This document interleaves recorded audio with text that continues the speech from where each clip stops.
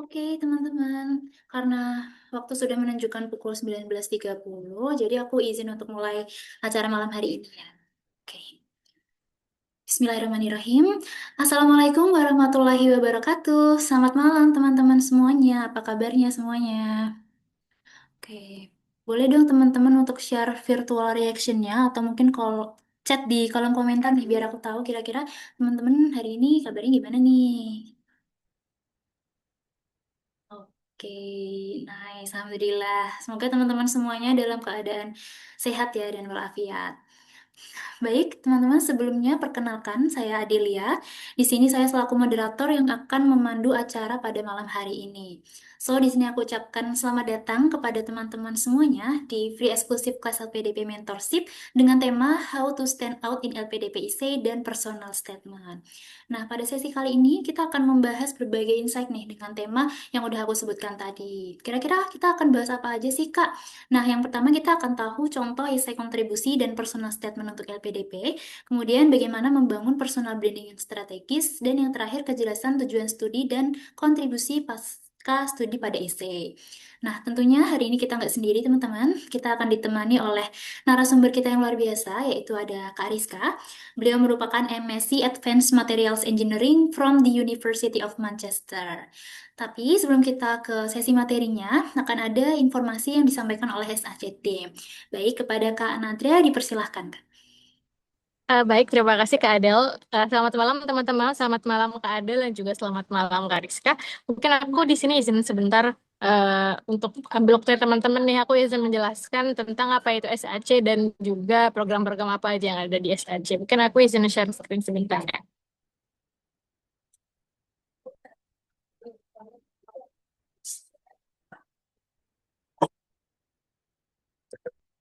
Baik Kak, apakah sudah terlihat? Sudah terlihat, Kak? Baik, Kak. Mungkin aku langsung saja ya. Jadi di sini aku akan menjelaskan apa itu SAC. Jadi SAC merupakan lembaga bimbingan studi luar negeri yang selama 4 tahun terakhir ini telah membantu lebih dari 50.000 students yang berhasil diterima di universitas ternama dan juga berhasil lolos dalam seleksi beasiswa. Nah, di sini teman-teman bisa lihat alumni-alumni SAC yang telah berhasil melanjutkan studinya ke berbagai negara di dunia. Dan untuk program SAC sendiri, kita mempunyai program SAC Agency, di mana teman-teman akan mendapatkan free konsultasi. Jadi tim SAC Agency akan membantu teman-teman untuk pendampingan studi di luar negerinya gitu. Dan program ini merupakan program yang efisien dan juga bebas biaya. Jadi teman-teman akan dibantu untuk memperoleh LOA dan juga pendaftaran untuk masuk ke perguruan tingginya dan juga akan dibantu untuk pengurusan visa studinya.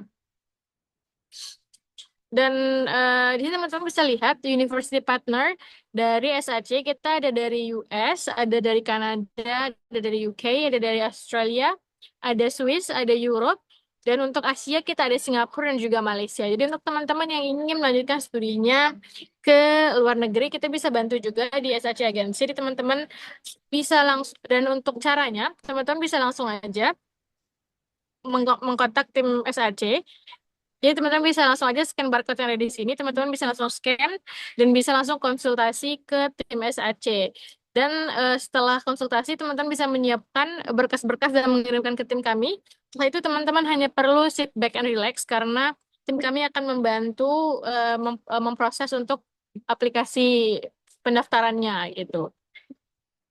Dan berkas yang dibutuhkan adalah biasanya ada kurikulum vitae, ada recommendation letter, ada essay atau motivation letter, ada passport, ada IELTS dan TOEFL certificate, ada letter of acceptance, ada visa dan juga transit academic certificate. Mungkin saja teman-teman ada yang belum mentransit academic certificate-nya. Di SAC ada program Swan Translator di mana eh, teman-teman bisa dibantu untuk ditranslate atau penerjemah tersumpah untuk ijazah dan juga dokumen-dokumen lainnya. Dan untuk proses pendaftaran sendiri itu sekitar 2 sampai 5 minggu tergantung dari lot kampusnya sendiri. Jadi untuk teman-teman yang ingin melanjutkan studinya ke luar negeri yang dibantu oleh SAC, bisa banget langsung aja scan barcode yang ada di sini untuk konsultasi gratis, pendaftaran universitas luar negeri dan juga visa assistance-nya. Dan teman-teman juga akan mendapatkan reimburse biaya tes kesehatan. Dan untuk teman-teman yang saat ini sedang menjadi scholarship hunters, bisa banget untuk join juga ke grup WhatsApp dan juga Telegram SAC, di mana teman-teman akan mendapatkan berbagai macam informasi terkait beasiswa. Dan teman-teman jangan sampai ketinggalan untuk informasi beasiswa di tahun 2026 ini. Kita ada banyak beasiswa dari LPDP, AS, Chevening, dan juga program beasiswa beasiswa lainnya. Teman-teman bisa langsung aja scan barcode yang ada di sini untuk masuk ke grup scholarship hunters-nya. Jadi di grup ini teman-teman akan mendapatkan berbagai macam informasi terkait beasiswa. Dan untuk sistem pembelajaran sendiri di ISAC kita memiliki dua sistem pembelajaran. Yang pertama ada secara online. Untuk secara online ini kita menawarkan fleksibilitas. Jadi teman-teman bisa belajar di mana saja karena kita akan menyediakan akses rekam atau recording dan juga kelasnya secara daring. Jadi teman-teman bisa melakukannya di mana saja. Dan juga untuk pembelajaran kita juga memiliki satu learning management system sendiri di mana teman-teman akan mendapatkan teman-teman bisa mengakses di study@sac.com. Teman-teman bisa belajar melalui LMS SAC dan juga program kita juga memiliki program secara offline tatap muka. Jadi program ini ada di Semarang. Jadi untuk teman-teman yang ada di Semarang dan sekitarnya bisa banget mengikuti program offline yang ada di SAC. Untuk program sendiri kita memiliki tiga program utama. Yang pertama ada program bahasa, ada mentoring beasiswa dan juga digital products. Dan untuk digital product sendiri, teman-teman, kita memiliki LMS atau Learning Management System, di mana eh, SAC menyediakan berbagai macam materi yang dapat dipelajari oleh teman-teman. Kita ada produk dari prediction test untuk IELTS dan juga TOEFL, ada soal-soal TBS untuk LPDP dan juga beasiswa lainnya. Kita ada scholarship review, jadi teman-teman akan dibantu untuk review esainya, essay scholarship-nya oleh AI dan juga ada AI mockup untuk simulasi wawancara beasiswa. Dan untuk program bahasa, kita ada berbagai macam program bahasa, baik secara online juga offline. Kita ada program IELTS, ada IELTS with Expert, ada IELTS One-on-One, ada IELTS Prediction Test, dan juga TOEFL. Kita ada TOEFL with Expert, ada TOEFL Intensive, TOEFL One-on-One to Private, TOEFL Prediction Test, TOEFL IBT, TOEFL ITP Official, dan juga TOEFL One-on-One. Dan kita juga memiliki program PTE, program Duolingo juga ada, program TOEIC, dan English for All Academic. Mungkin teman-teman yang ingin boost bahasa Inggrisnya terlebih dahulu, kita juga ada program English for All-nya, dan English Intensive Class, ada Private Mini Group, ada Summer Holiday, ada modul IELTS dan Pre-IELTS, ada Swan Test Letter, dan juga berbagai macam English testing lainnya. Dan untuk program uh, beasiswa, kita juga ada program untuk mentornya, kita ada program untuk mentoring beasiswa LPDP, mulai dari proofreading esainya, mock-up interview, TBS-nya juga. Kita juga ada AS mini class, ada Chevening mini class, ada SAC mentorship, ada PhD bootcamp, ada private mentorship untuk uh, beasiswa-beasiswa yang belum disebutkan tadi seperti BIB, beasiswa Garuda, MTCP, dan program beasiswa lainnya. Kita juga akan bantu untuk mentoring dan juga ada program workshop esai. Dan di sini teman-teman bisa melihat di sini adalah Learning Management System atau websitenya SAC. Teman-teman mungkin yang masih penasaran bisa juga coba website dan atau LMS SAC di mana teman-teman bisa mencoba mungkin untuk kelas-kelas. Kita ada program free di Learning Management Systemnya. Mungkin teman-teman ingin mencoba terlebih dahulu bagaimana rasanya belajar di SAC, bisa banget ikutin free TOEFL atau free untuk TBS-nya juga kita ada di websitenya. Dan tentu saja SAC memiliki tutor dan mentor yang high qualified, di mana tutor dan mentor SAC merupakan alumni penerima beasiswa, baik dari program beasiswa dalam negeri maupun luar negeri, dan juga telah dijamin untuk standar pengetahuan dan wawasan globalnya. Dan di sini teman-teman bisa melihat IELTS Tutor SAC sudah lengkap dengan overall score-nya. Dan di sini teman-teman bisa melihat testimoni dari student-student SAC yang telah berhasil mendapatkan skor 7 bersama SAC. Mungkin teman-teman yang ingin tertarik atau masih ingin tanya terlebih dahulu, bisa banget langsung aja scan barcode yang ada di sebelah kanannya teman-teman untuk bertanya langsung kepada tim atau Mindi SAC. Nah, untuk digital product sendiri, kita ada berbagai macam digital products. Ada mulai dari IELTS with Expert, ada PhD Bootcamp, ada private mentorship, ada TOEFL ITP, dan juga berbagai macam digital products lainnya. Dan untuk teman-teman yang ada di Semarang dan sekitarnya, mungkin teman-teman ingin bertanya terlebih dahulu, penasaran sama apa aja yang ada di SAC lebih jelasnya, teman-teman bisa langsung aja datang ke Jalan Prof. Sudarto nomor 9 di Tembalang. Teman-teman bisa bertanya terlebih dahulu kepada tim kami berkonsultasi terkait studinya dan juga persiapan bahasanya gitu. Mungkin segitu aja dari aku. Aku kembalikan ke Kak Adel. Terima kasih. Oke, terima kasih Kak Nadra atas informasinya. Jadi gitu ya teman-teman, mungkin teman-teman yang tertarik ingin tahu informasi lebih lanjut boleh menghubungi tim SAC. Oke teman-teman, jadi setelah ini kita akan masuk ke sesi pemaparan materi. Tapi sebelumnya aku mau sapa pembicara kita terlebih dahulu yaitu Kak Rizka. Halo Kak Rizka, selamat malam Kak Rizka. Halo Kak Adelia, selamat malam. Oke, Selamat kabarnya malam gimana nih Kak semuanya. Rizka? Alhamdulillah baik. Alhamdulillah, Kak Rizka, terima kasih ya udah menyempatkan waktunya untuk hadir di sesi malam hari ini. Oke, mungkin tanpa berlama-lama lagi ya Kak, langsung aja ke sesi materi. Jadi kepada Kak Rizka, kami persilakan. Oke, baik sebentar ya Kak.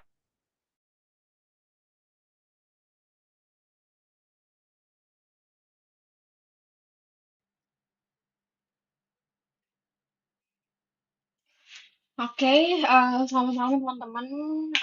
Ini kali ini akan ada kelas lagi dari aku gitu ya. Fokusnya akan tentang terkait esai ya. Di sini aku share screen.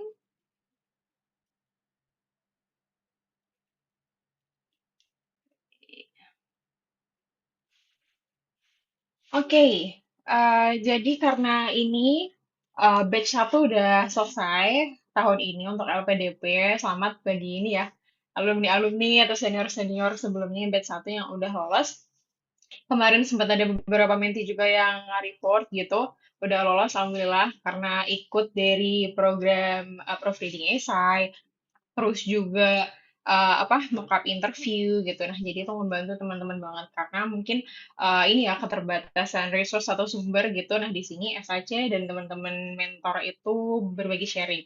Dan nggak hanya dari pengalaman mentor-mentor sendiri, sebenarnya kita juga sharing dari pengalaman menti-menti kita gitu. Karena tiap-tiap menti itu biasanya study case-nya tuh unik-unik.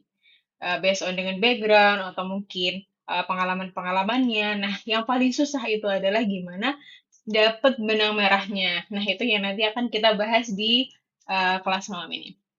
Oke, judulnya kita fokus di How to Stand Out in LPDB-SA and Personal Statement.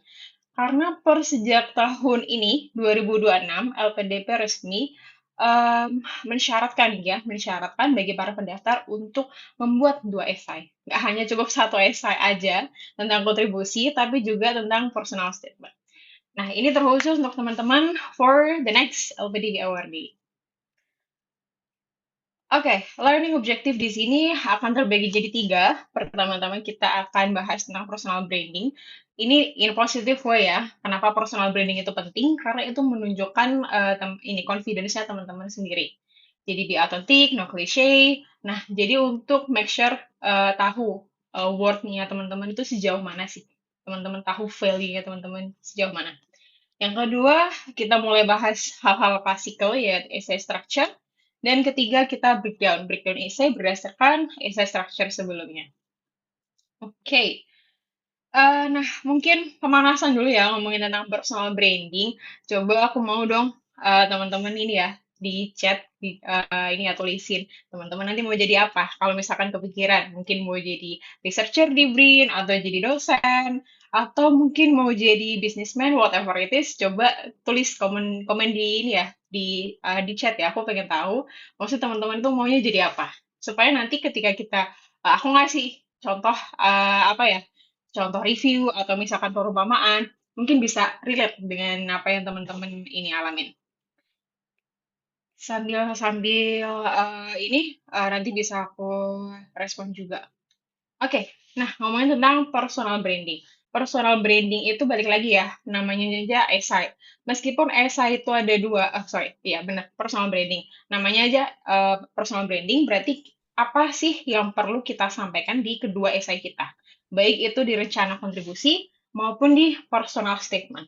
Nah, di esai itulah kita bisa menuliskan siapa sih kita dan kenapa sih kita itu berhak layak dan perlu untuk dapat funding dari LPDP, untuk dapat kesempatan menjadi award di LPDP untuk mendapat kesempatan belajar di universitas tertentu di program studi tertentu. Nah, itulah yang perlu kita bedah dulu di awal. Kenali diri sendiri melalui personal branding. Kamu tuh siapa sih gitu. Nah, biasanya mungkin ya orang-orang FOMO gitu ya, fear of missing out. Aku pengen di sustainability Kak. Itu banyak banget minta-minta yang akhir-akhir ini ya. Temanya sustainability. Kenapa kamu ambil ini? Gak tahu sih kakaknya lagi high demand gitu kan. Kenapa kamu ambil data analis AI gitu? Sekarang kan lagi ngetrennya AI. Nah, itu tuh nggak cukup kayak gitu-gitu ya teman. Jadi personal branding itu nggak hanya karena high demand aja, tapi tuh harus tahu kira-kira itu match nggak sama background teman-teman, sama keahlian teman-teman, terus juga dengan ini ya, future karirnya. Kira-kira tuh match nggak sih? Nah, itu yang nanti akan kita bahas. Nah, di personal branding ini sendiri, ada tiga hal penting yang aku pengen sampaikan. Yang pertama yaitu cohesive essay. Balik lagi, ini selalu kita mention untuk dapat benang merah. Baik itu dari past, present, and future. Karena hal ini tuh meskipun kelihatannya remeh ya, ya udah ini sih nyeritain kejadian masa lalu, sekarang, dan masa depan. Cuma prakteknya itu teman-teman masih kebingungan. Kira-kira gimana sih nyambungin cerita aku gitu kan? Narasi story aku tuh dari masa lalu, saat ini, dan future. Soalnya kadang-kadang nggak match, Kak. Nah, itulah challenge yang Minty-Minty tuh sering hadapin gitu loh. Dan mungkin juga kadang-kadang trennya tuh udah nggak relevan misalnya. Misalnya dulu mostly kalau mau lolos LPDP kayaknya senior-senior aku tuh tujuannya jadi dosen gitu Kak. Jadi apakah aku harus jadi dosen gitu kan? Kayaknya kalau aku nggak STEM nggak bisa lolos deh Kak. Apakah aku harus switch ke STEM atau aku harus switch ke ini? Nah, kayak gitu ya. Jadi kenalin dulu nih cohesive essay-nya itu. Oke. Nah, lalu habis itu yang penting juga yaitu harus taruh data banyak-banyak. Karena apa? Karena kita di sini ingin esai kita itu semakin objektif dilihat oleh si reviewer, si panelis gitu. Nah, semakin objektif dan bisa dibuktikan dengan data, semakin esai kita tuh bisa dipertanggungjawabkan. Jadi kita juga enak untuk justifikasi jawaban-jawaban kita ketika tes substansi nanti dengan reviewer. Nah, itu ya kelebihannya kalau kita put more evidence. Jadi nggak hanya cuma fokus cerita, storytelling, tapi juga put the evidence gitu loh. Kayak di situ objektifnya apa sih? Nah, lalu yang terakhir ini yang juga nggak kalah penting, justru itu yang paling penting untuk nge-branding ya kita sebagai seorang nasionalis gitu ya, meskipun kita nggak suka ya dengan kondisi Indonesia saat ini atau apa. Tapi um, tapi di sini kita harus mau nggak mau ya harus align dengan LPDP. Dengan LP maksudnya apa kita harus align dengan kebutuhan nasional saat ini tuh apa sih gitu. Kebutuhan nasional saat ini itu urgensinya itu di mana sih? Apa sih yang lagi Indonesia butuhkan? SDM apa yang lagi Indonesia butuhkan? Eh, Sorry, ini atas nama ini boleh ini tolong jangan coret-coret ya. Kelihatan soalnya kalau di Zoom. Oke, thank you. Oke ya, jadi ketiga poin ini nanti kita akan bahas. Mungkin teman-teman bisa sambil nyatet kalau nanti barangkali ada pertanyaan di akhir ya. Oke. Cohesive essay, more evidence, dan juga align with national urgency. Oke, apa sih cohesive essay? Ini juga yang paling sering dibahas ketika mentorship. Kok essay kamu nggak nyambung ya? Kok nggak ada alignment? Kok nggak ada benang merahnya? Silver liningnya mana? Nah, itu cohesive essay.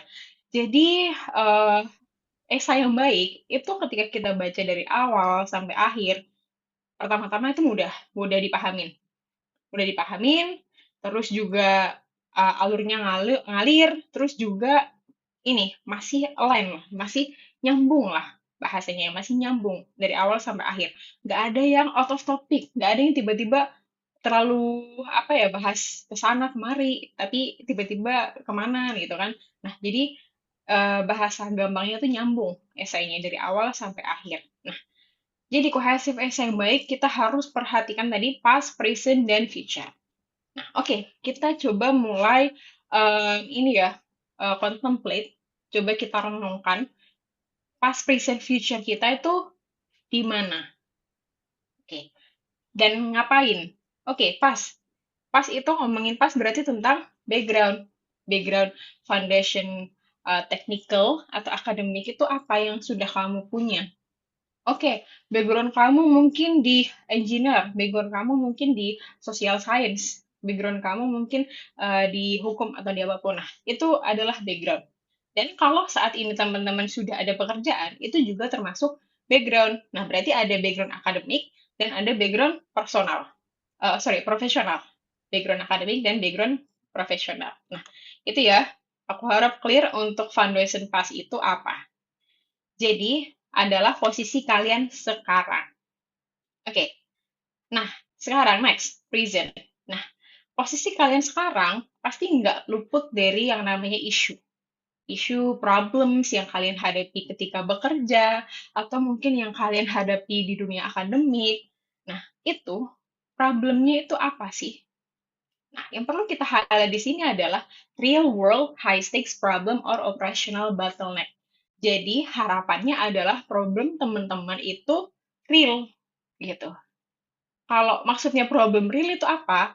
Jadi, ketika problem ini diselesaikan, ada before dan after-nya yang signifikan. Dan itu dalam tanda kutip yang ingin LPDP lihat adalah um, yang praktikal. Maksudnya praktikal itu apa? Jadi bisa diimplementasikan, visible, doable. Nah, itu. Jadi misalnya contohnya kalau di lini akademik nih, ada isu misalkan tentang bakteri atau tentang struktur kimia apa. Nah, kalau itu nanti diselesaikan, kira-kira apa sih sumbangsihnya eh, ke ke apa misalkan ke literasinya, di literasi spesifikasi itu apa sih? Nah, misalnya itu. Kalau misalkan di pekerjaan ada isu banget nih gitu tentang mungkin tentang HMI, tentang mesin dan lain sebagainya, atau tentang masalah manajemen dan atau operasional dan lain sebagainya, itu ada real isunya apa sih yang hanya bisa diselesaikan dengan studi lanjut. Nah, ini catatannya. Isu ini harus penting pertama dan hanya bisa diselesaikan dengan studi S2. Mungkin S2 ini bukan hanya ini ya satu-satunya cara ya, tapi kita ingin mengenhance atau meng-highlight bahwa S2 ini sangat signifikan untuk mendapatkan spesifik skill problem solving ini, spesifik issue ini. Gitu. Semoga nangkep ya. Semoga nangkep. Jadi isunya harus penting pertama dan itu mau nggak mau harus diselesaikan dengan S2. Oke, contohnya misalkan vaksin. Oke, aku bekerja sebagai staff di karyawan farmasi memproduksi vaksin. Nah, untuk mempelajari studi lanjut tentang ini ya vaksin dan lain sebagainya, formulasinya, gimana dan lain-lain. Nah, itu hanya bisa dilakukan selama studi S2. Nggak bisa dilakukan selama bekerja. Contohnya seperti itu.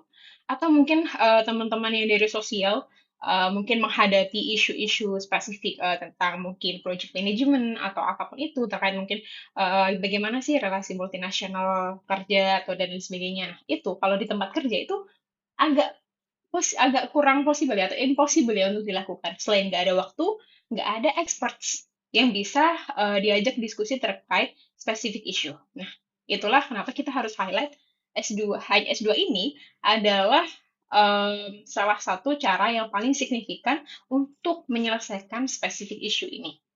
Gitu.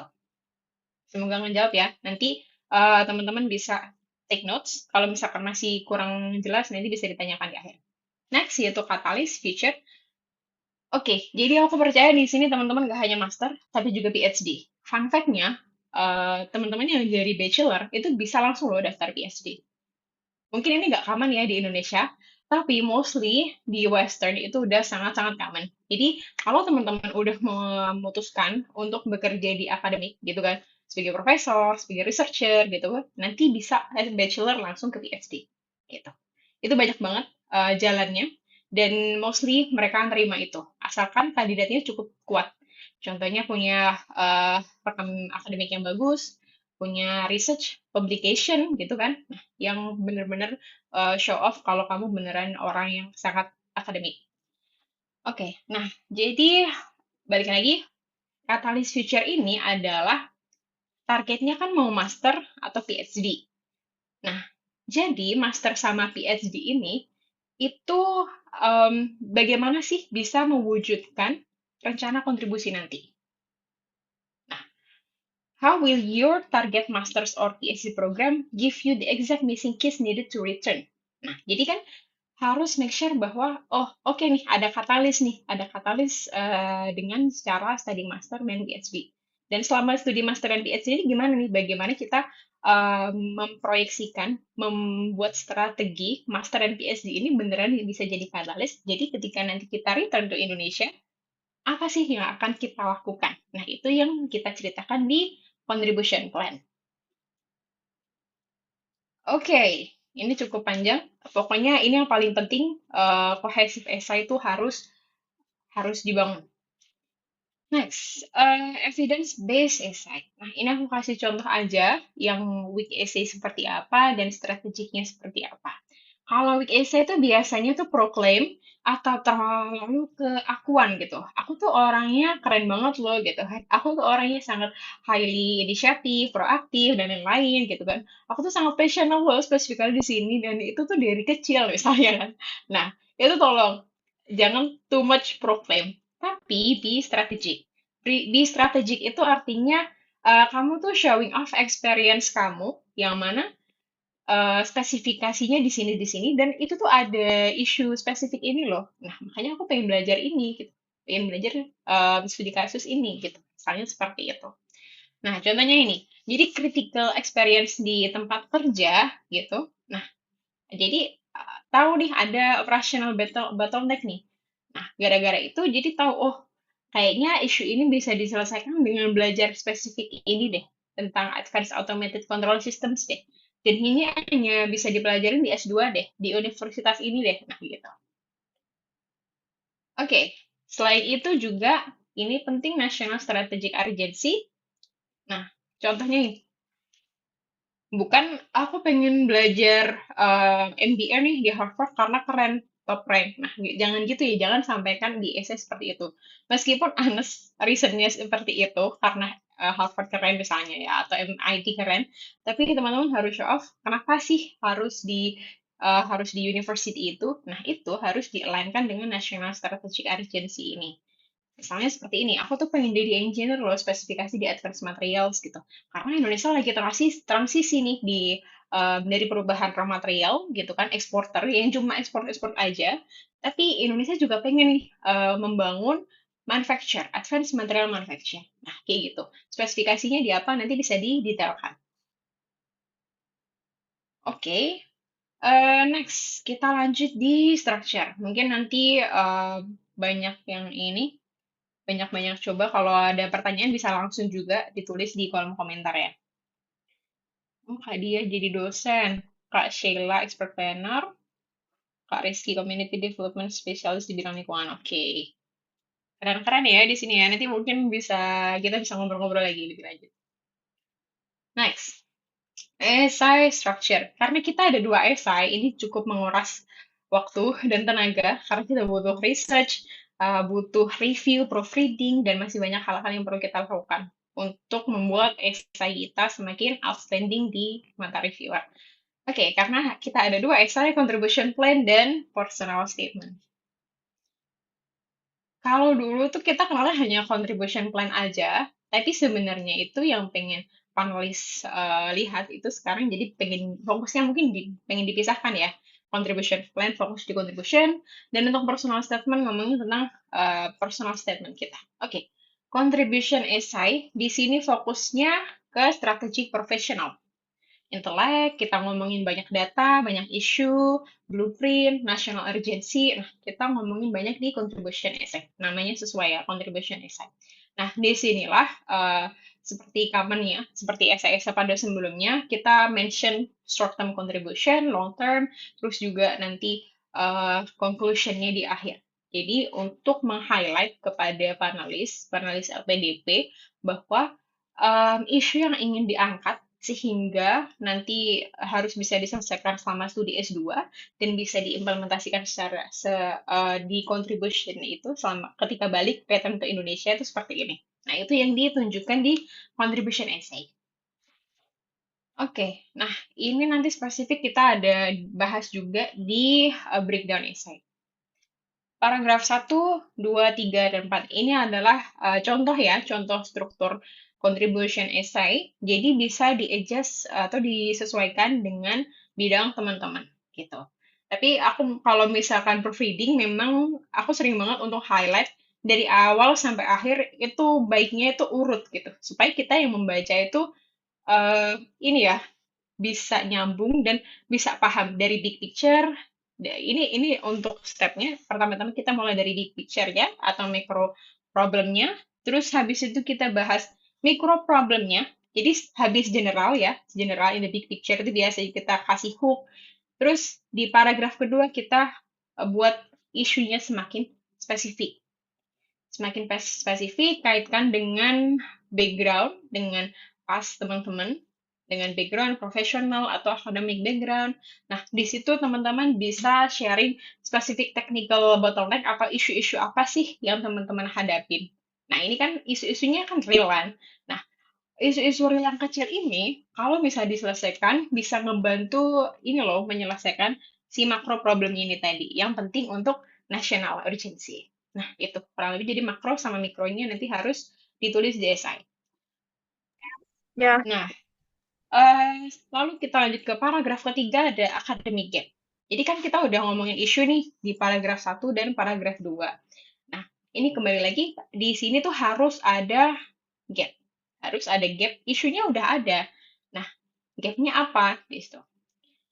Nah, di sini contohnya analyze what tools, advanced methodologies, atau technical insights gitu kan, yang bisa bantu kamu untuk menyelesaikan mikro problem itu tadi.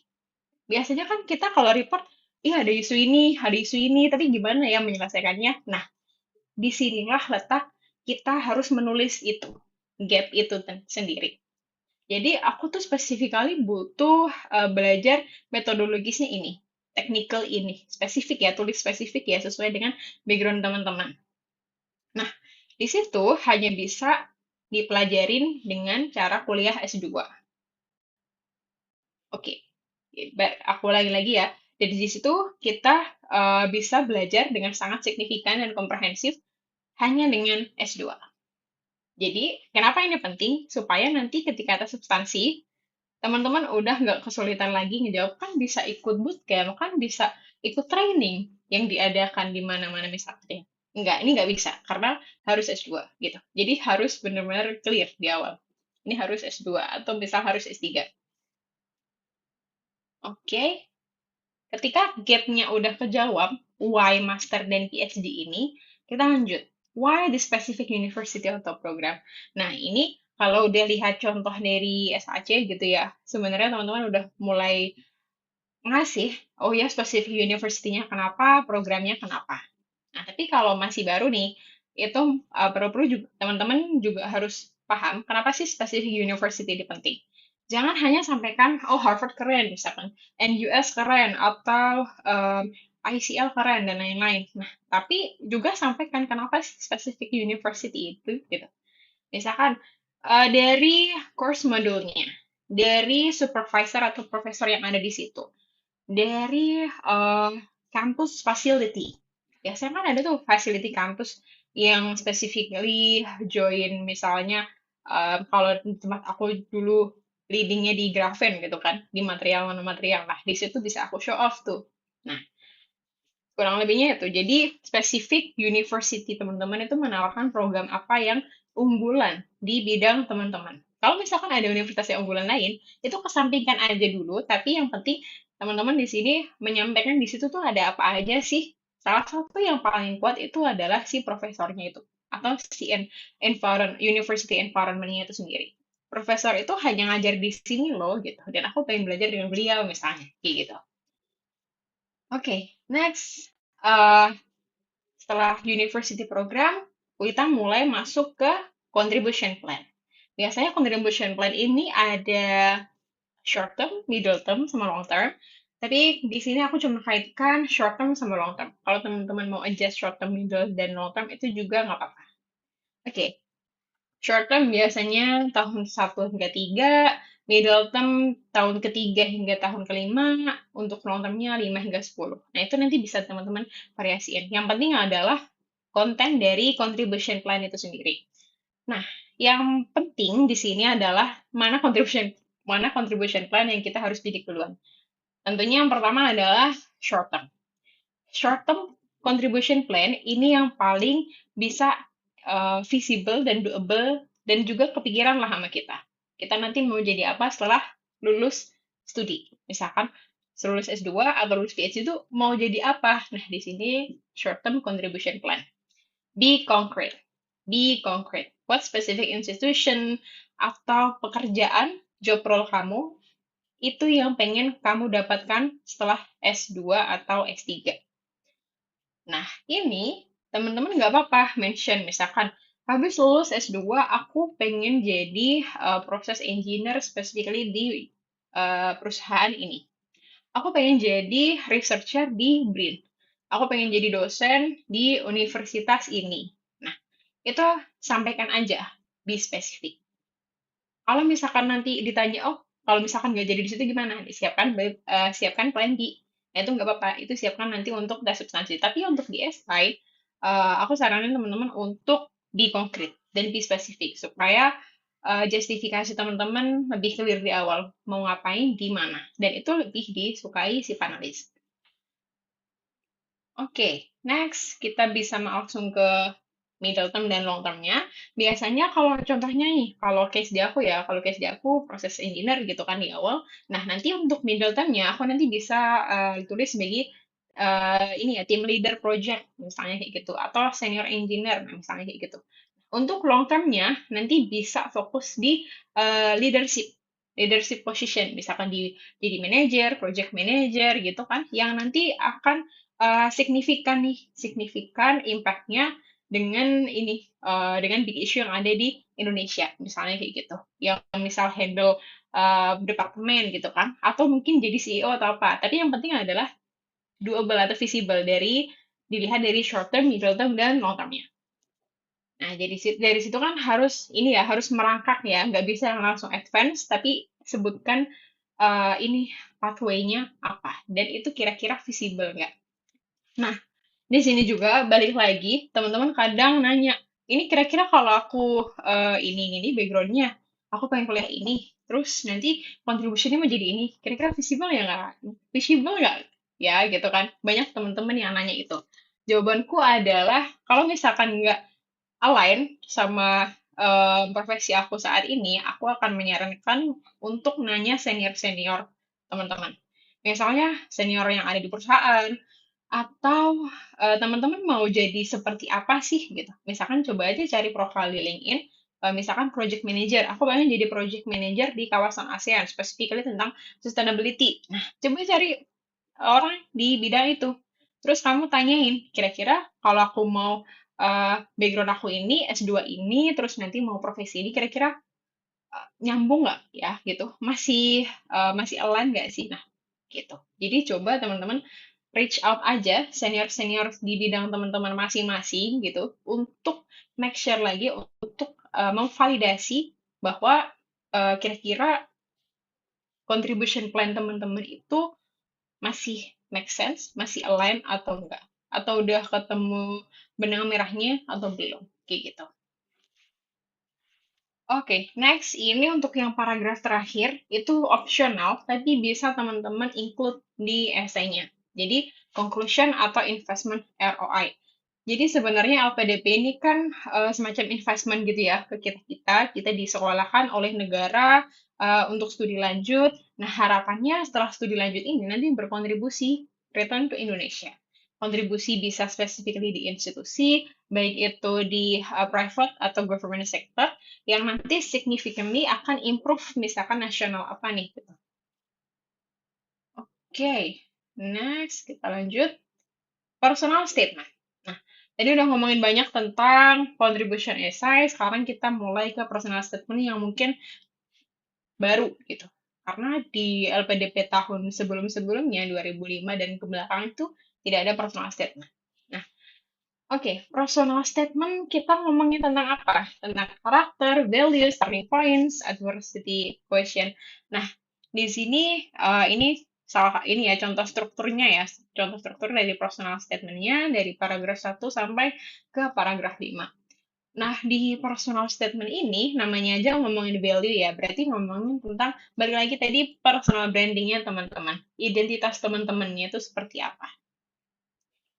Oke, pertama-tama tentunya kita pengen kenalan diri dong. Kita itu siapa dan value kita itu apa gitu.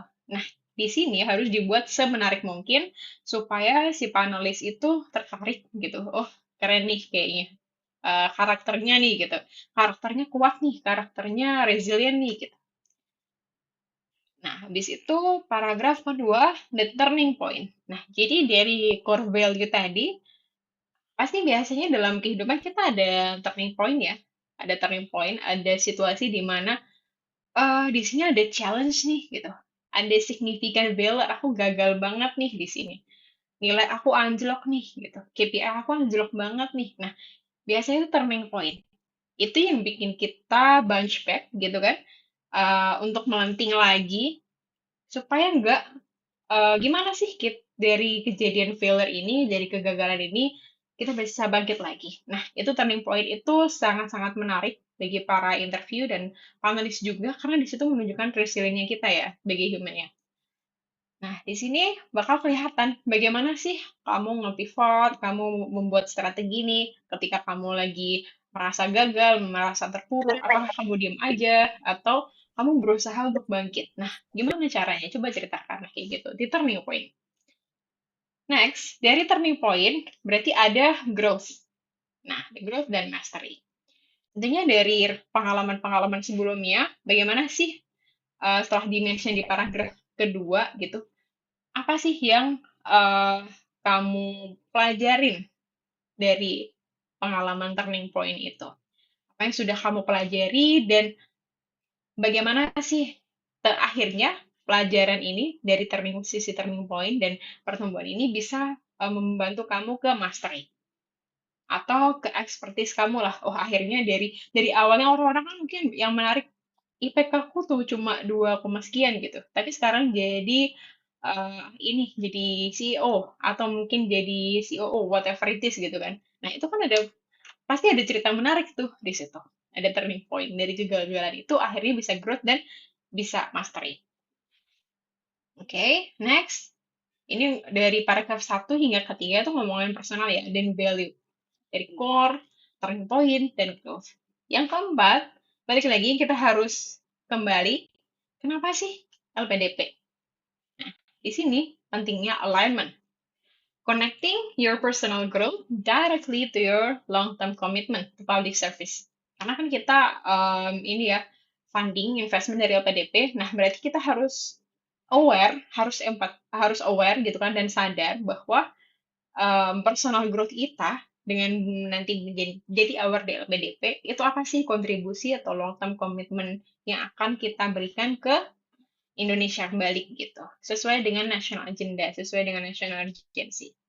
Nah, biasanya di sini teman-teman bisa mention, wah, kenapa sih LPDP? Karena LPDP adalah ini ya, ketika saya join dengan LPDP, saya akan mendapatkan alumni network yang eksklusif yaitu di LPDP. Dan LPDP itu sangat beragam awardingnya. Ada yang di berbagai belahan negara tertentu, terus juga dari major yang sangat-sangat beragam. Nah, itu bisa memperkaya networking.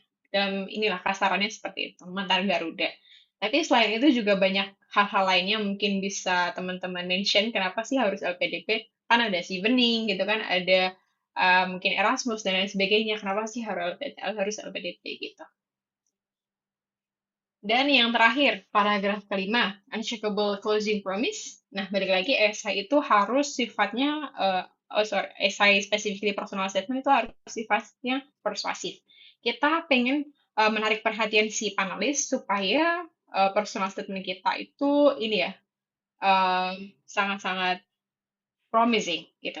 Close with a powerful statement of intent. Reiterate that no matter how challenging academic or cultural transition abroad that you might be experience, your personal history proof that you finish what you start. Jadi di sini itu seolah-olah kayak oke, kita in conclusion. Jadi saya tuh orangnya seperti ini sesuai dengan historicalnya saya ini, dan saya akan kembali ke Indonesia gitu. No matter what happens in Indonesia, because I believe Indonesia there are numerous problems that need to be resolved, and that's only by the Indonesians. And I am as an Indonesia gitu kan, tunjukkanlah nasionalismenya itu. Kurang lebihnya seperti itu. So, oke. Itu tentang personal statement. Kita masuk ke yang terakhir untuk hari ini, breakdown essay. Dari structure essay sebelumnya, kita akan bedah gimana sih cara nulis essay yang baik dalam tanda kutip ya. Oke, anyway, ini hanya contoh dan aku nggak significantly mention gitu ini punya siapa dan sebagainya, tapi ini hanya contoh ya. Tapi ini aku buat dari pengalaman-pengalaman mentoring dan juga dari esai-esai mente-mente. Biasanya esai-esai yang menarik itu bisa kelihatan ketika pertama kita baca. Bacanya skimming ya, dari awal sampai akhir. Oh, menarik nih topiknya, menarik nih isunya. Itu bisa kelihatan. Dan tentu juga dari esai-esai teman itu sendiri, nanti ketika latihan tes substansi gitu kan, atau mock interview, itu ketika esainya itu udah bagus, itu lebih gampang teman-teman untuk membangun narasi atau menjawab pertanyaan-pertanyaan possible questions yang akan muncul ketika tes substansi. Oke, ini contoh dari essay contribution plan sesuai dengan struktur tadi. The macro problemnya apa sih gitu? Dilihat dari data yang ada. Nah, di sini kita bisa masukin sebanyak data yang bisa kita masukin. Tadi jangan over ya, tapi tetap konten. Oke, bisa masukin data dan bisa masukin sumber datanya juga dari mana untuk yang macro problemnya. Dan untuk habis dari macro problem kita bisa ke micro problem. Bisa dibaca teman-teman spesifiknya. Jadi dari awal kita big picture-nya, oh critical row nih gitu. Nah, terus masuk ke micro problem, oke, ngomongin tentang spesifik technical bla bla bla bla bla. Nah, mungkin ini karena basicnya dari background ini ya, background eksak ya, mungkin nanti teman-teman bisa diskusi lebih lanjut kalau misalkan background-nya berbeda dan mungkin kita bisa diskusi. Oke, makro problem. Ingat-ingat ya, pertama-tama contribution plan-nya esai, kita bisa mulai dari makro problem dulu, big picture-nya dulu, baru masuk ke specific problem. Next, harus munculin si why-nya itu tadi, atau akademika, yang hanya bisa diselesaikan dengan master atau PhD. Why? Dan selanjutnya kita udah mulai masuk, oke, harus studi nih S2 atau S3. Pertanyaannya di mana dan kenapa? Kenapa spesifik university dan program tersebut yang dipilih? Kan banyak, ratusan ribuan university. Kenapa milih di Amerika? Kenapa milih di UK, Australia? Kenapa nggak milih China, Jepang, Korea, Singapura gitu? Oke. Next. Lanjut. Short-term contribution plan, long-term, conclusion. Nah, conclusion ini ini optional ya. Nggak semua menti nyampein, tapi bisa teman-teman sampaikan sebagai conclusion di akhir, di summary essay-nya. Oke, next kita lihat contoh personal statement. Ini nanti akan di-share untuk materinya malam ini, jadi teman-teman nanti bisa baca-baca ulang lagi ya. Next, untuk personal statement, the core value, the turning point, growth and mastery experience. Okay, next, alignment and the promise. Okay, mungkin itu. Dan maybe there are essential tips for essay gitu, in common ya, in general. Aku pikir kita masih punya banyak waktu, masih ada beberapa bulan lagi sebelum pembukaan batch 2. Jadi kita masih punya banyak, dalam tanda kutip, masih punya ini ya, waktu yang melimpah gitu Mungkin bisa weekend atau setelah pulang kerja atau setelah kuliah gitu, whatever ya teman-teman yang teman-teman lakuin untuk planning dan research. Nah, aku nggak saranin teman-teman bikin essay 1 week sebelum deadline atau apa. Dan di sini juga melihat dari antusiasme teman-teman, aku apresiasi karena teman-teman sudah mulai dari awal dan itu adalah sangat bagus gitu. Good movement. Karena apa? Karena esai itu sepengalaman aku ya, itu nggak bisa selesai hanya sekali proofreading, bisa berkali-kali gitu. Bahkan kita jadi bingung sendiri. Sebenarnya tulisanku ini gimana sih gitu. Nah, that's totally normal gitu lah. Semua menti-menti ngalamin itu, semua academician ngalamin itu, orang-orang PhD juga masih pusing sampai sekarang gitu. Jadi jangan khawatir kalau teman-teman nulis ngerasa bahwa tulisan kalian tuh sangat-sangat beban gitu, sangat-sangat susah untuk dilakukan dan kok belum bagus-bagus gitu. That's totally okay. Jadi teman-teman harus ngelakuin planning dan research. Research, research, research. Pastikan bahwa evidence teman-teman itu bisa dibuktikan, ada sumbernya, ada datanya yang terpercaya. Jadi jangan based on AI ya, karena AI bisa salah juga gitu. Dan penting daripada kita too much nanya ke AI, kita bisa reach out expert yang benar-benar expert. Karena beda banget. Bahkan kalau misalkan kita sering pakai AI ya, prompt kita mungkin nggak benar loh. Jadi AI-nya salah-salah. Jadi aku nggak saranin terlalu bergantung dengan AI. Coba reach out expertnya. Oke, next, effective writing and revising. Balik lagi, writing, revising, proofreading, writing, revising, proofreading. Dan effective time management. Oke, separate tips. Planning research. Research extensively, jadi coba deh go deep tentang topik spesifik teman-teman. Topiknya bahas tentang apa? Tentang logistik misalnya. Atau tentang geothermal, whatever it is, coba dalamin itu. Kira-kira apa aja sih data menarik yang atau fun fact apa sih yang kemungkinan bisa teman-teman taruh di esai itu. Nah, habis itu organize your thoughts. Sebelum writing, tentunya kita perlu buat outline supaya enak ya nulisnya, ada outline-nya, dan kita tinggal tinggal expand, tinggal ngasih supporting sentences, data-data gitu. Dan ini akan ngebantu essay kita akan terorganize dan informasinya akan bisa di ini ya ditaruh di essay kita dengan efektif. Lalu develop a thesis statement. Construct a clear and focused thesis statement that conveys the main argument or purpose of the essay. Oke, jadi construct clear and focus. Jadi esai itu kan dalam tanda kutip kan persuasif ya sifatnya. Kita ngebujuk orang untuk membaca esai kita supaya esai kita tuh penting dan kita keterima nih gitu. Nah, di situ adalah makanya kita harus ngebangun nih clear dan focus thesis statement. Jadi sebenarnya poin dari thesis statement kita tuh apa gitu. Aku backgroundnya ini, aku ada isu ini, dan aku mau kuliah ini, dan nanti aku jadi ini gitu. Jadi coba-coba dibaca ulang-ulang-ulang. Kira-kira thesis statement-nya itu udah clear apa belum? Udah clear dan fokus apa belum? Itu. Effective writing and revising. Write strong introduction. Coba pakai hook. Apa sih yang buat pembaca tuh tertarik gitu kan? Nah, ini perlu sering-sering baca-baca gitu kan, baca-baca esai gitu kan. Coba cari-cari esai yang sudah ada, yang experts gitu. Coba lihat introduction-nya. Pasti introduction-nya mostly interesting dan engaging gitu. Biasanya tuh ada compelling hook and clear thesis statement. Jadi thesis statement itu bisa clear di awal.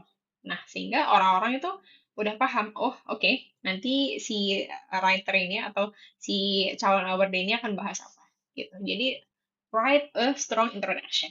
Kalau dari introduction-nya itu udah nggak terlalu compelling, nggak terlalu ini ya menarik gitu, dari si penulisnya juga akan punya kayak I think I have a bad feeling about this essay, for example, maybe gitu. Next, build coherent arguments. Each paragraph should present a single clear point. Kalau teman-teman belajar IELTS sendiri ya, IELTS writing sendiri, jadi setiap paragraf itu kan harus clear main idenya. Main idenya, supporting sentence, dan bla bla bla. Jadi jangan campurin main idea jadi satu paragraf. satu main idea tiba-tiba ada di tengah. Nah, itu jangan. Jadi build coherent arguments. Coba latihan tulis dan revise. Revise, and rewind. Karena teman-teman juga tentunya punya kesibukan, aku juga saranin buat effective time management. Not only time management, but also energy management. Karena kita harus tahu energi kita itu kira-kira drop di pagi atau di malam. Nah, kalau misalkan semangatnya masih di pagi, udah deh, bikin esainya pas pagi hari aja. Aku pokoknya jadwal ngumpulin, gitu kan. Biasanya farming idea, itu di pagi hari misalnya, pas waktu apa gitu. Jam 6 bangun tidur, oke, aku ada ide nih, gini, tulis. Atau pas malam hari nih biasanya, oke, tulis. Jadi, pastikan teman-teman itu sadar gitu dan aware, teman-teman itu punya energi itu di kapan. Soalnya kalau kita ngomongin waktu, aduh nggak sempet nih, stres. Jadi kalau coba kita ngomongin energy management. Oke, energy management aku gini-gini, dan nanti aku ngatur di schedule aku gini. Set milestone, coba bikin schedule dan juga review in intervals biar uh, nggak numpuk di akhir nanti schedule-nya. Oke, and maybe this is the bonus rewriting planner buat teman-teman untuk nge-highlight topiknya apa, purpose esainya apa, yaitu contribution dan personal statement tadi. Audiensnya siapa? Tentunya si panelis ya, panelis LPDP. Terus formatnya gimana, next step-nya apa yang harus dilakukan. Ini mungkin sedikit bonus untuk rewriting planner. So, maybe that's all for today. Kalau misalkan ada pertanyaan, bisa kita bahas. Thank you. Oke, terima kasih Kak Rizka atas materinya yang sangat insightful ya Kak. Kita jadi banyak belajar nih Kak untuk persiapan essay dan personal statementnya. Oke, mungkin buat teman-teman yang ingin ditanyakan, nanti bisa langsung aja ketik di kolom komentar dan bisa kita jawab ya di sesi Q&A. Tapi sebelum sesi Q&A, teman-teman akan ada informasi tambahan yang akan disampaikan oleh SAC Team. Jadi kepada Kak Nadra, dipersilakan ya Kak. Baik, terima kasih Kak Adel. Mungkin aku izin sebentar ya teman-teman. Mungkin teman-teman udah excited banget mau bertanya kepada Kak Rizka. Mungkin aku izin ambil waktunya sebentar aja ya. Aku izin share screen sebentar.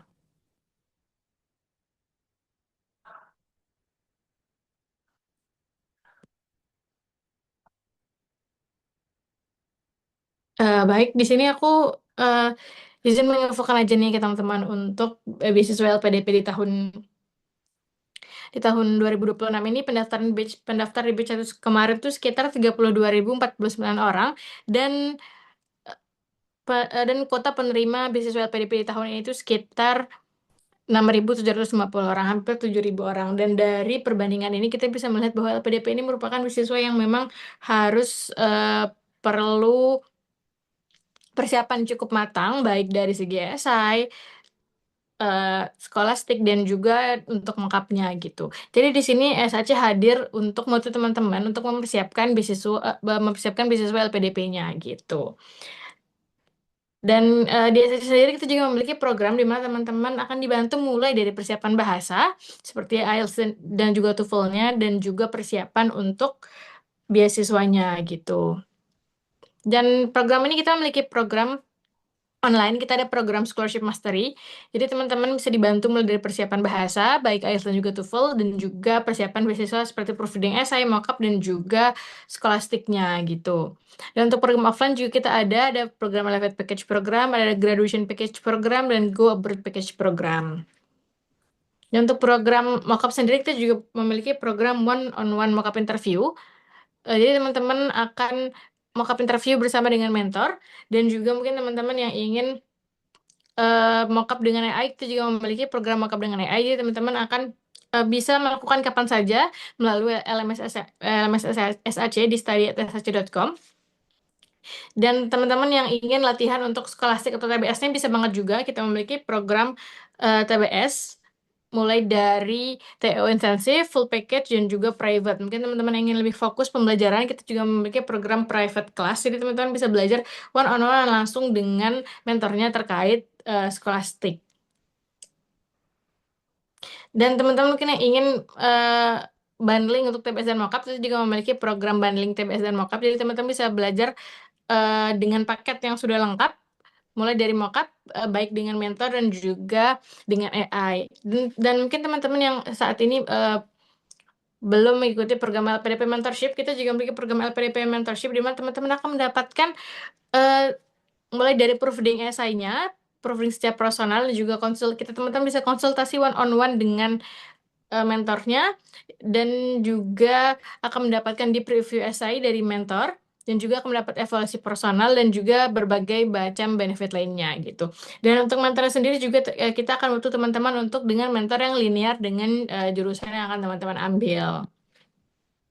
Dan untuk program offline kita juga ada program bahasa. Jadi teman-teman yang ingin mempersiapkan bahasanya terlebih dahulu belum ada sertifikat IELTS dan TOEFL bisa juga ikut ke program baik program online juga offline program. Mungkin untuk teman-teman yang ada di Semarang dan sekitarnya bisa banget langsung aja datang ke office kami untuk bertanya terlebih dahulu terkait program yang ada di SAC. Dan untuk teman-teman yang ingin mengambil TOEFL ITP Official Test sebelum mendaftar LPDP bisa banget. SAC juga menyediakan TOEFL Official Test. Jadi teman-teman bisa ikut untuk di bulan Juli di bulan depan. Dan untuk teman-teman yang mungkin ingin latihan terlebih dahulu nih, masih masih ragu dengan sebelum mengambil TOEFL ITP official test bisa banget juga kita juga memiliki program TOEFL prediction test dan juga IELTS. Jadi teman-teman sebelum mengambil official test bisa juga latihan dulu dengan SAC. Kita ada TOEFL dan IELTS prediction test malah dari 99.000 aja. Dan kita juga memiliki online program untuk persiapan sebelum tesnya. Jadi teman-teman akan mendapatkan 20 kali pertemuan, baik IELTS with Excellent, TOEFL ITP with Expert, teman-teman akan mendapatkan 20 kali pertemuan selama sebulan. Jadi teman-teman bisa belajar secara intensif sebelum mempersiapkan untuk mengambil tes officialnya. Dan untuk teman-teman yang saat ini sudah menjadi bagian dari SAC, sudah menjadi student SAC, teman-teman juga bisa mengajak teman-teman yang lainnya untuk bergabung dengan SAC untuk bersama-sama mempersiapkan beasiswanya, dan teman-teman akan mendapatkan poin dan bisa menukarkan poinnya dengan hadiah favorit teman-teman. Nah, di sini teman-teman bisa melihat testimoni dari alumni SAC yang telah berhasil melanjutkan studinya ke berbagai negara di dunia. Dan tentu saja SAC sudah lebih dari 50.000, membantu lebih dari 50.000 alumni yang berhasil study abroad, dan sekarang giliran teman-teman. Dan untuk teman-teman yang tertarik bisa langsung aja screenshot terlebih dahulu. Di sini ada linknya, teman-teman screenshot dan juga langsung bisa scan dan bisa langsung hubungi Mindy SAC. Mungkin segitu ya dari aku, kembalikan ke Kak Adel. Terima kasih. Baik, terima kasih Kak Nadra atas informasi yang telah diberikan. Jadi gitu ya teman-teman yang ingin dapat informasi lebih detailnya lagi boleh langsung menghubungi tim SAJ. Baik, terima kasih. Sekarang kita langsung masuk ke sesi Q&A aja ya teman-teman. Di sini aku lihat di kolom komentar teman-teman udah banyak banget yang tanya. Jadi Kak Rizka mungkin boleh untuk langsung ke pertanyaan pertama dari Kak Yusri aja ya Kak. Kak izin bertanya, untuk isu yang kita bahas, apakah bisa menambahkan data-data penelitian dari orang lain? Silakan Kak Rizka. Oke. Nah, specifically aku mau tanya juga. Jadi, maksudnya data penelitian orang lain tuh mau dipakai buat apa nih? Mau ditaruh di specifically konten apa dulu nih gitu? Apakah ini isu milik orang lain? Terus kita pengen menyelesaikan isu itu atau gimana? Coba Kak Yusri, coba confirm dulu. Sebenarnya aku pengen diskusi nih. Maksudnya apa nih? Kita seperti memperkuat argumen kita kenapa kita memilih penelitian ini untuk diangkat gitu. Oke. Kenapa perlu penelitian? Oke. Kira-kira masih ada ini nggak relevansinya dengan penelitian yang pernah kamu alamin? Misalnya kan sama-sama kimia nih, gitu kan? Sama-sama kimia, penelitianku tentang fotokatalis, yang satunya tentang semiconductor atau apa gitu misalnya. Nah, aku coba pengen ambil datanya dia yang semiconductor atau gimana? Iya Kak, seperti itu. Misal kita mau ambil penelitian tentang pengembangan obat untuk S2-nya. Kemudian kita mengambil data kenapa kita perlu melakukan penelitian ini. Nah, kita mengambil data-data penelitian yang menyatakan bahwa kita perlu untuk mengembangkan penelitian kita di S2 itu. Oke, sebenarnya ini sama aja dengan ini ya, referensi ya, citasi ya. Sebenarnya boleh aja, cuma eh, kalau kalau penelitian temannya itu, penelitian orang lain itu kan biasanya udah terpublikasi. Itu sebenarnya free aja, bisa aja untuk dimasukin, diinkludkan di esai kita. Itu masuknya sama aja seperti citasi ya. Make sense ya? Oke, Kak. Terima kasih, Oke, Kak. berarti bisa. Yang penting argumennya konten, clear dan fokus. Oke, next. Next question, mungkin dari Kak Faisal ya. Kak Faisal, nih aku mau nanya juga, karena ini kan past, present, and future-nya ini dalam tanda kutip di sini sangat-sangat nggak non-linear. Hanya kalau dari lihat tulisannya, coba diceritain lagi Kak Faisal. Maksudnya gimana? Tapi aku lebih tertarik, ini kan pengennya ambil ini ya, manajemen bisnis. Berarti MBA atau apa nih jurusannya? Iya betul Kak, saya jadinya ingin ngambil S2 manajemen. MBA di mana Kak? Kalau untuk pemilihan kampus masih milih-milih Kak, Mm-mm, masih Indonesia, cuman untuk supaya make sense gitu, mm-mm, bahwa bukan sekedar cuman ingin kemauan kita aja, mm-mm, jadi kan harus ada mungkin seperti kita mencari profil dosen mm-mm, pembimbingnya dulu mungkin ya Kak, yang mungkin nanti penelitian-penelitian yang sudah dilakukan oleh si dosen pembimbing itu relate dengan mm-mm. yang akan kita Isunya ya? teliti, ya isunya, ya saya Oke. belum Pertanyaanku nemu, juga, ya kalau nanti lulus dari ini ya, misalkan MBA ITB gitu, nanti tetap jadi general affair atau jadi apa?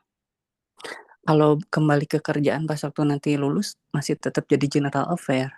Nah, itu salah. Jadi ini kasusnya sama. Jadi ada satu menti, dia pekerjaannya sekarang technician, mau ambil S2 di ITB. Terus aku tanya, kamu nanti habis S2 mau jadi apa? Technician lagi, tapi mau solving issue ini. Ya nggak bisa. Janganlah jadi before afternya itu harus signifikan ya.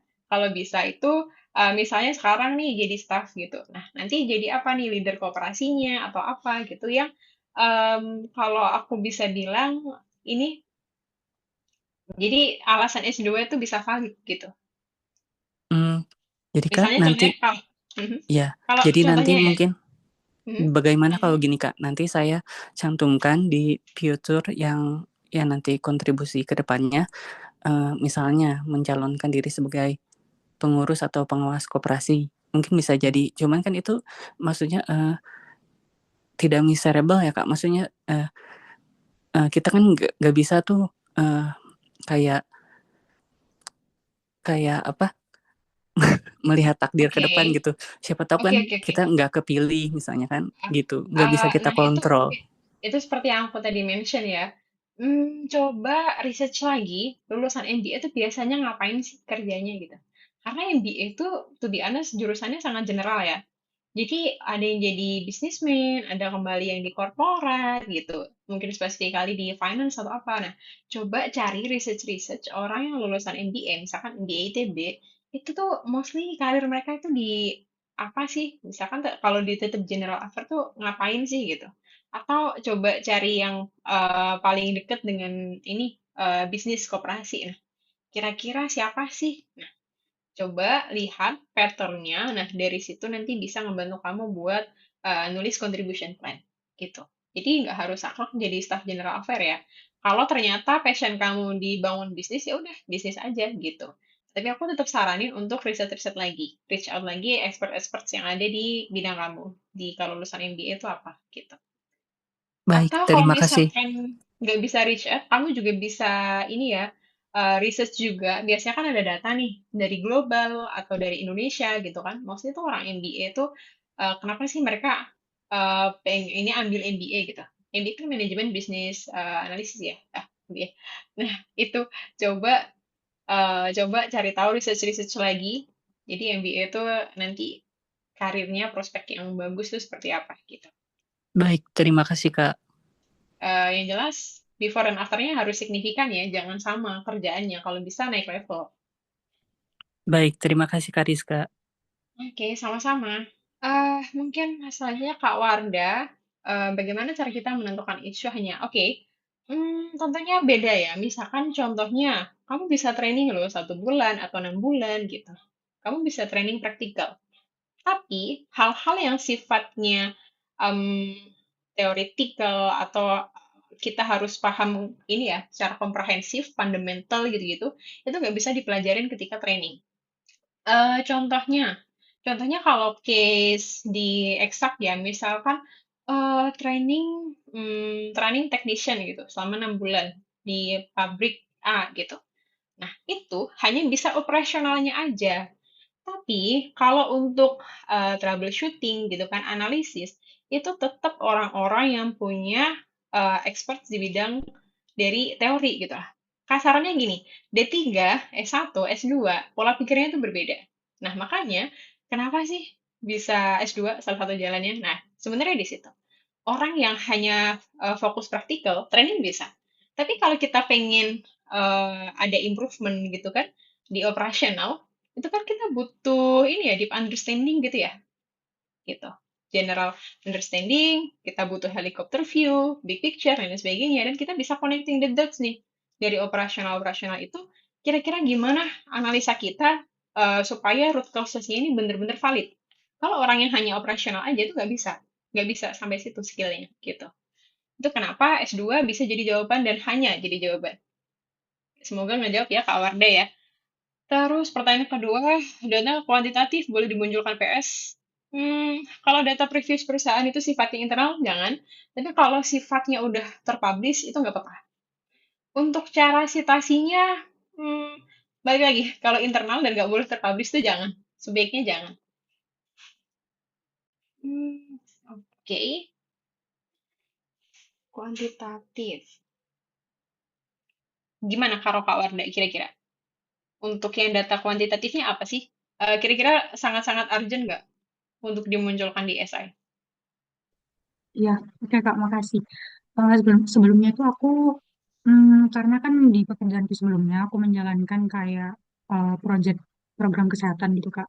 Nah, Mm-mm, terus em, ada beberapa hal dari hasil kerjaku yang itu tuh mm-mm, muncul di dashboard capaian perusahaan gitu. Nah, ini mm-mm, memang sifatnya internal sih Kak, jadi makanya aku tanya ke Kak mm-mm, Rizka tadi gitu. mm-mm, Nah, mm-mm, awalnya aku mikir apakah ini kira-kira bisa dimasukkan ke personal statement atau mungkin mm-mm, nggak usah gitu Kak, betternya mm-mm. seperti apa? Oke, kalau sifat internal aku nggak nyaranin buat masukin ini ya ke esai ya. Cuma kamu bisa bilang signifikan presentasinya lah gitu. Jadi nggak perlu sampai detail, oh aku tuh membantu penjualan perusahaan hingga 1 triliun. Nah itu nggak perlu. Jadi cukup signifikan presentasi atau apa yang terpublish itu aman. Jadi bisa diparafrase ya, datanya jangan sangat-sangat mirip. Oke, oke. Makasih Kak Rizka. Oke, next Kak Rizky. Apakah ada perbedaan kalau menggunakan bahasa Inggris? Sebenarnya nggak ada perbedaan signifikan ya. Cuma kalau targetnya itu luar negeri dan esainya bahasa Indonesia, pasti nanti biasanya mostly hampir lebih dari 50%, lebih dari 80% mungkin ya. Ditanyain, kan kamu tujuannya luar negeri, kenapa kamu pakai bahasa Indonesia esainya gitu.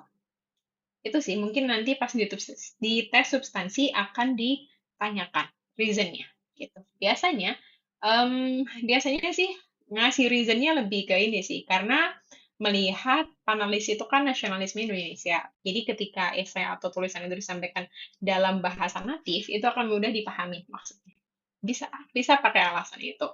Tapi kalau dari pribadi aku sendiri sebagai mentor, aku tetap nyaranin bahasa Inggris karena kita pengen kuliah di luar negeri. Itu kalau pengen kuliah di luar negeri gitu.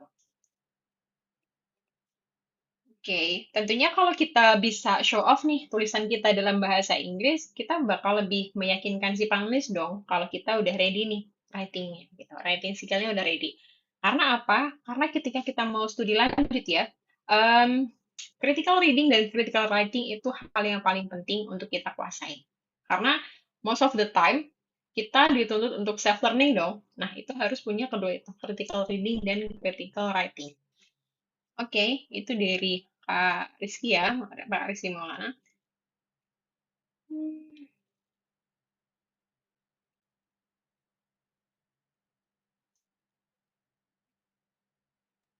Oke, mungkin pertanyaan selanjutnya Kak AA lagi, kalau jalur non LOE pas apply kan ditanggung LPDP atau kita tanggung dulu baru di reimburse?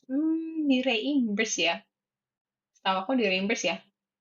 Coba nanti di make sure lagi, karena sudah lama juga, semenjak 2021 saya di reimburse. Oke, untuk Kak Sriwa ini, oke nanti akan di-share materinya. Oke, untuk Kak Kiki, pendaftaran LPDP tahap 2, apakah akan dibuatkan timeline-nya? Karena personally saya untuk SM masih 20% dan belum IELTS. Belum IELTS, coba ini ya, dilihat lagi ya requirements-nya dari LPDP. Kira-kira kalau, kira-kira jalur belum tes IELTS tuh masih ada apa belum? Bisa masuk ke jalur yang mana gitu? Tapi kalau misalkan nggak ada jalur yang belum bisa tes IELTS, mungkin bisa fokus tes IELTS dulu, baru next batch atau tahun depan.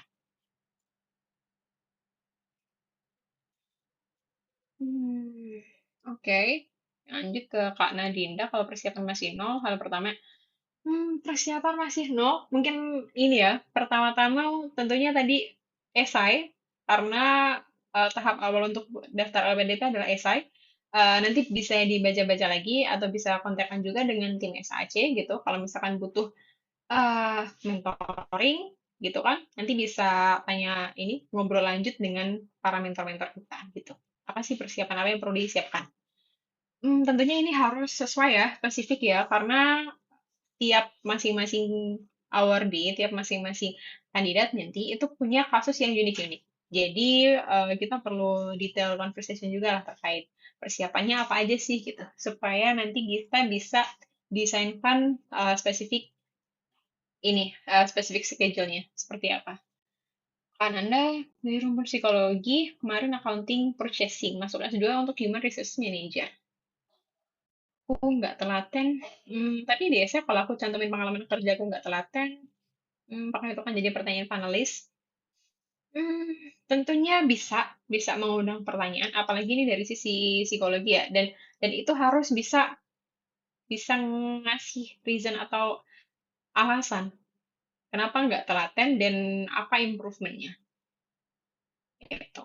Tapi aku nyaranin kalau di esai itu untuk ngomongin turning point tadi ya, yang penting itu turning point, kita gagal nggak apa-apa, tapi di situ kita aware kalau kegagalan itu harus kita perbaiki dan harus ada improvement supaya bisa masuk ke mastery gitu. Jadi aku saranin nggak terlalu banyak yang sifatnya feelings atau personal, tapi lebih banyak ke evidence base. Dan supaya kita nanti lebih fokus ke national urgency-nya tadi. Isu atau si tesis statement-nya itu harus clear dan fokus. Instead of focus our personal gitu kan, well-being dan bla bla bla, itu kan jadi out of topic ya. Jadi coba dibaca-baca ulang lagi, di research lagi gitu kan, supaya esainya makin clear dan fokus. Oke, next. Kak Sheila, kalau ambil data buku statistik sudah dipublish, masukkan ke esai dan problemnya muncul.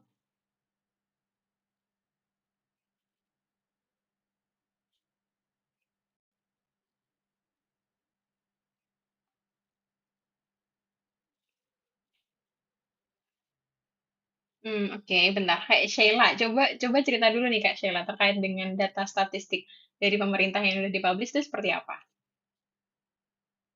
Oh iya Kak, jadi kan aku sebenarnya sebagai perencana di sebuah kementerian. Nah, salah satu isu yang mau aku angkat itu adalah tentang tidak meratanya bantuan pemerintah yang disalurkan. Nah, dari situ aku bisa ngelihat proving-nya tuh, evidence-nya itu adalah dari buku statistik yang udah dipublish nih.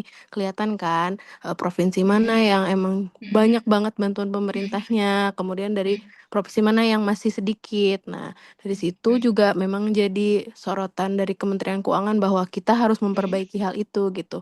Nah, tapi secara organisasi di kantorku ini masih belum menemukan formula yang pas gitu Kak, buat menyusun perencanaan pemerataan ini seperti apa. Makanya aku mau angkat isu ini, terus mau aku jadikan apa ya, motivasi aku buat S2 tuh ya memang sebenarnya ini Kak. Jadi kayak aku kayaknya butuh deh belajar sama dosen, ini harus gimana sih, harus mulai dari mana gitu. Oke. Tapi ini sudah align ya dengan bidang kamu ya, Iya, aku mau topiknya. ambil magister perencanaan Kak. Oke. Kalau sudah align dan ini datanya ini ya sudah dalam tanda kutip sudah terpublish untuk publik itu nggak apa-apa. Dibuat Oke, citasinya aja. oke siap Kak. Oke. Kasih ya Mungkin Kak. Kak. Oke, sama-sama. Kak Ananda mungkin ada follow up terkait pertanyaannya. Kira-kira mau diskusi nggak? Kak Ananda Dwi. Eh, enggak Kak, tadi tuh aku tipe bukan telaten, tapi maksudnya kayak relate. Maksudnya bukan telaten tapi relate. Oke. Oke, oke, oke. Untuk pengalamannya yang nggak relate ya. Jadi Iya akunting Kak. ya, karena akunting dan purchasing. Oke, ini agak tricky sih jatuhnya. Karena kamu harus nge-highlight background kamu di psikolog ini, gitu. Nah, terus accounting dan purchasing ini kenapa kenapa ambil kerjaan ini? Itu juga harus clear ya. Karena mungkin nanti ditanyain. Oke. Sebenarnya Kamu, hmm? sebenarnya tuh aku tuh waktu pertama daftar itu waktu di kerjaan ini tuh ngambil HR Kak. Karena kan Hmm, sesuai align sama jurusanku kan. hmm, hmm, Tapi dari HR-nya sendiri tuh kayak ngasih option gitu, kayak kalau misalnya kamu nggak ditempatin uh, hmm, di option yang aku pilih itu untuk jadi HR, hmm, apakah aku bersedia gitu loh ditempatin di I divisi see, lain. oke, oke. Jadi Ternyata itu aku penempatan dari company ya? iya dari Oke, company-nya. Nah, oke, oke. makanya Hmm, aku mutusin buat eh hmm, maksudnya kayak selama setahun aku kerja itu, aku kan hmm, banyak banget ya Kak, walaupun aku di eh, divisi yang berbeda sama jurusan aku, tapi aku hmm, kayak melihat banyak hal yang menurut hmm, aku ada gapnya gitu I see, oke. dari sisi human resource-nya. Nah itu kira-kira bisa nggak ya Kak aku angkat di SI ku gitu, walaupun background Oke, pekerjaan aku nggak psikologi gitu. oke. Nah, ini accounting dan purchasing itu kan kerjaannya juga ke HR kan? Iya Kak, ada nyambungnya. Nah, itu. Jadi kamu coba ambil isu itu, bagaimana sih ternyata HR di tempatku masih seperti ini loh, gitu, manajemennya. Nah, aku sebagai seorang dengan background psikologi S1, aku melihat isu ini signifikan gitu, sehingga pengen belajar S2. Itu sih mungkin yang aku tangkap ya. Kebetulan di HR sendiri kan ada ini ya, ada payroll ya. Nah, itu kan berkaitan juga nih dengan accounting ya. Dengan finance lah gitu. Nah, mungkin nanti bisa lihat, mungkin ada korelasinya gitu. Korelasinya yang kenapa itu membuat kamu pengen kembali lagi ke human resources ini gitu. Oke Kak, thank you. Oke, sama-sama. Oke. Ya, mungkin pertanyaan terakhir Kak AA, kalau S1 bidang STEM ambil S2 bidang share. Nah, ini apa dulu nih? Aku nggak bisa ngejudge kalau tuh general kayak gini. Maksudnya gimana Kak? Halo? Bidang STEM dan mau ambil bidang share.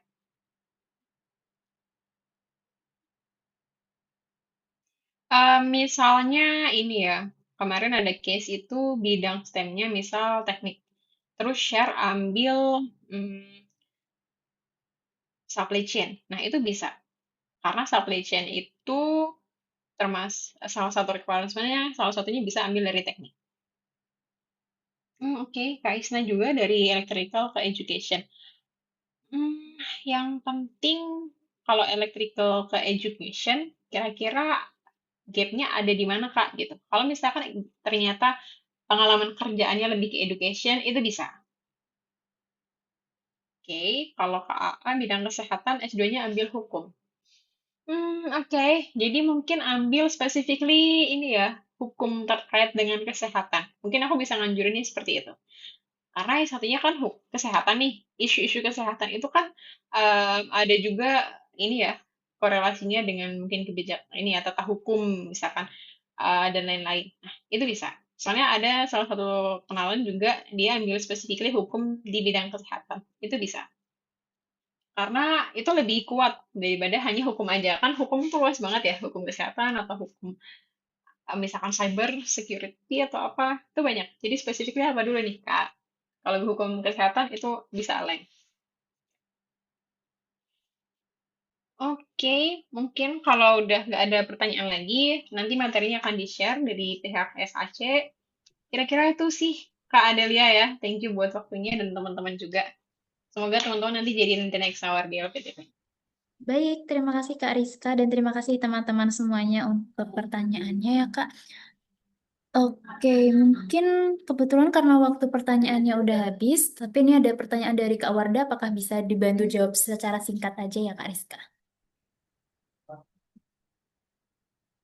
Oke, LPDP pertengahan tahun. Biasanya LPDP dibuka pertengahan tahun, dia. Mungkin Agustus, ya. Agustus atau Juli nanti udah dibuka ya mungkin ya. Nanti bisa cek-cek aja untuk akun sosial media dari LPDP ya. Nanti bisa dicek.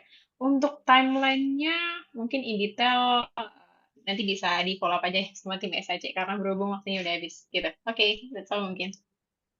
Oke, baik, terima kasih Kak Rizka dan terima kasih teman-temannya semuanya atas pertanyaannya.